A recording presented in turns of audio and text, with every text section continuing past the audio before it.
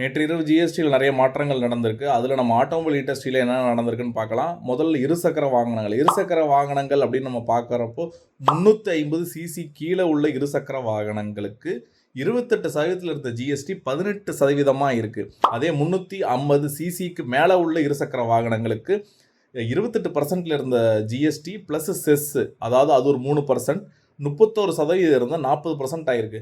அப்போனா 350 சிசி கீழே உள்ள இருசக்கர வாகனங்களுக்கு 10% வந்து குறைஞ்சிருக்கு. 350 சிசி மேலே இருக்க வாகனங்களுக்கு 9% ஏறி இருக்கு. இது நம்ம விலையா அப்படின்னு பார்த்தோம்னா 350 சிசி கீழே உள்ள வாகனங்களுக்கு 10,000 முதல் 30,000 வரை கம்மியாக இருக்குன்னு சொல்லலாம். 350 சிசி மேலே உள்ள வாகனங்களுக்கு 20,000 முதல் 60,000 வரைக்கும் விலை ஏறி இருக்குன்னு சொல்லலாம். இப்போ அந்த 350 சிசி கீழே இருக்க இருசக்கர வாகனங்கள் அப்படின்னு நம்ம பார்க்குறப்போ பிரதானமாக இருக்கிற எல்லா ஸ்கூட்டர்ஸும் சொல்லலாம். அதுக்கப்புறம் ஸ்ப்ளெண்டர், அதுக்கப்புறம் பார்த்திங்கன்னா இப்போ இந்த ராயல் என்ஃபீல்டு அப்படின்னு எடுத்துக்கிட்டோன்னா அதில் அந்த ஹண்டர், கிளாசிக், புல்லட் ஆகலாம். இதெல்லாம் வந்து 349 சிசி.